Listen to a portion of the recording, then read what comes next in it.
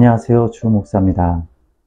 매주 목요일 신앙서적 한 권을 추천하고 함께 은혜를 나누는 한 권에 만나 17번째 시간입니다. 오늘 함께 나눌 책은 안선이 지음 예배 돋보기입니다. 본서에는 올바른 예배를 위한 평신도 지침서라는 부제가 달려있는 만큼 신앙생활을 하는 모든 그리스도인들이 예배에 대해 알아야 하고 생각해 봐야 할 내용들이 담겨져 있습니다. 예배의 정의에 대해 다시 정리하고 왜곡된 예배 문제들에 대해 이해하기 쉽게 다룬 책이지만 신학적 깊이도 있는 책입니다. 예배의 각 단계별 의미에 대해 다루고 구성 요소들의 의미를 집중적으로 다루면서도 정통적 예배와 현대사회의 문화의 상관성에 대해서도 다시 한번 생각해 보게 합니다. 저자인 안선이 목사님은 이화여대 기독교학과에서 공부하시고 독일 프랑크푸르트 대학 신학부에서 박사학위를 취득하신 후에 현재까지 이화여대 신학부 기독교학부 교수이며 교목으로 학생들을 가르치고 계십니다. 특히 현대 사회 속에서의 예배의 의미를 고민하며 온라인 예배 등 교회 안의 디지털 문화에 대한 논문을 다수 쓰셨고 한국 사회의 고령화 시대를 준비하며 교회가 나아가야 할 방향에 대해서도 연구하고 발표하고 계십니다. 목차를 보게 되면 크게 두 부분으로 나뉘어집니다. 1부 예배 이해하기, 예배, 기도, 설교, 성만찬. 2부 예배 다시 생각하기, 열린 예배, 여성 예배, 유아 세례, 문화와 예배, 절기 등을 다룹니다. 책 속으로 들어가 보겠습니다. 그리스도교의 대표적 의례는 역시 예배다. 예배란 그리스도인들이 교회라고 하는 공동체에 모여 정해진 시간과 공간에서 반복적 혹은 규칙적으로 행하는 의례이다. 그러므로 예배를 통하여 그리스도인은 자신의 신앙을 표현하고 강화하며 신앙적인 가치를 내면화한다. 앞서 예배를 그리스도인의 삶의 중심이라고 한 사람의 생각은 예배의 이런 측면을 염두에 둔 것이다. 자신이 그리스도인임을 고백함으로써 신앙을 표현하고 성서의 말씀과 대면함으로써 새로운 의미 작용이 일어나고 해이해졌던 신앙인으로서의 정체성을 다시 한번 확인하며 새 힘을 얻어 세상 속으로 파송되는 것이 예배라면 어찌 예배가 그리스도인의 삶의 중심이 아닐 수 있겠는가? 독일어로 예배를 고테스디엔스트라고 한다. 하나님의 봉사라는 말로 직역될 수 있다. 하나님의 봉사라는 말은 어법상 두 가지로 해석될 수 있다. 하나는 말 그대로 인간을 위한 하나님의 봉사이며 다른 하나는 하나님에 대한 인간의 봉사다.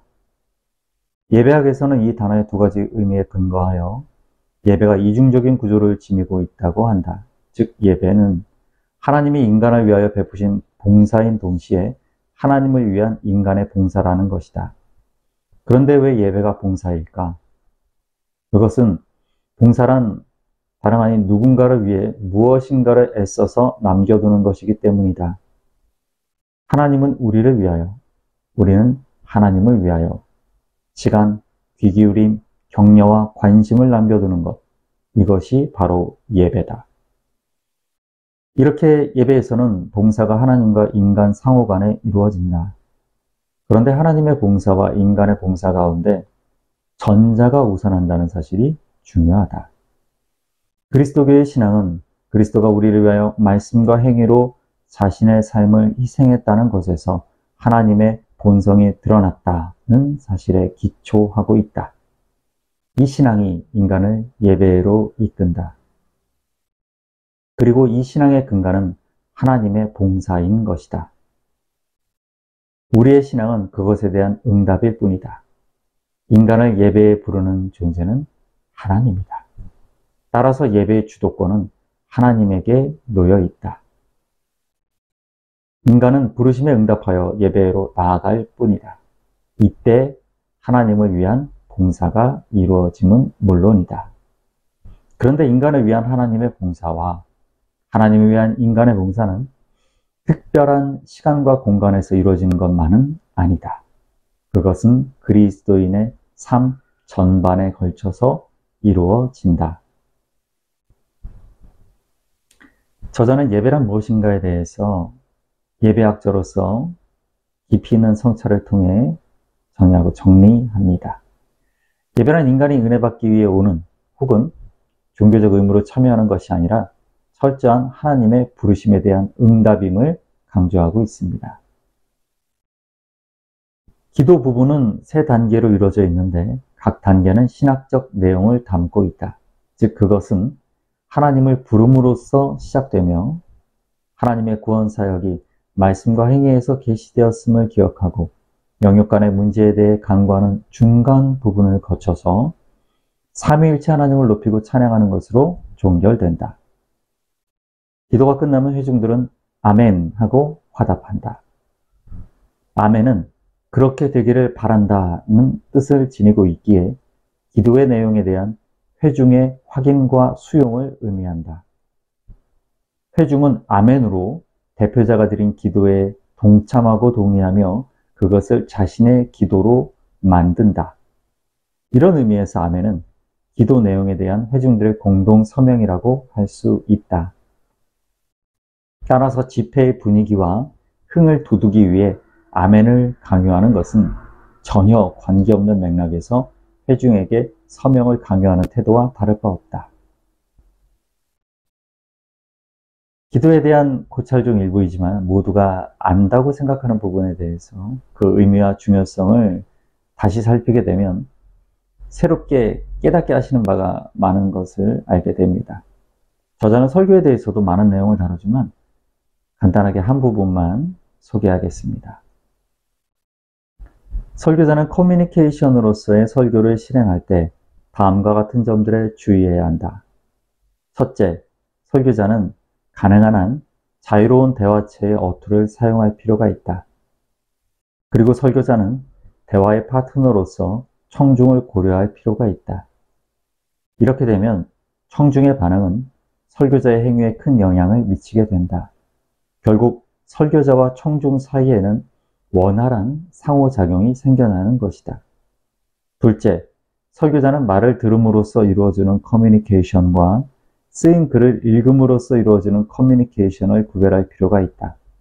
쓰인 글을 읽는 경우 이해하지 못한 부분은 반복해서 읽음으로 파악될 수 있지만 말을 듣는 경우 한 번 이해하지 못하면 커뮤니케이션 과정의 마지막까지 의미를 놓쳐버리고 만다.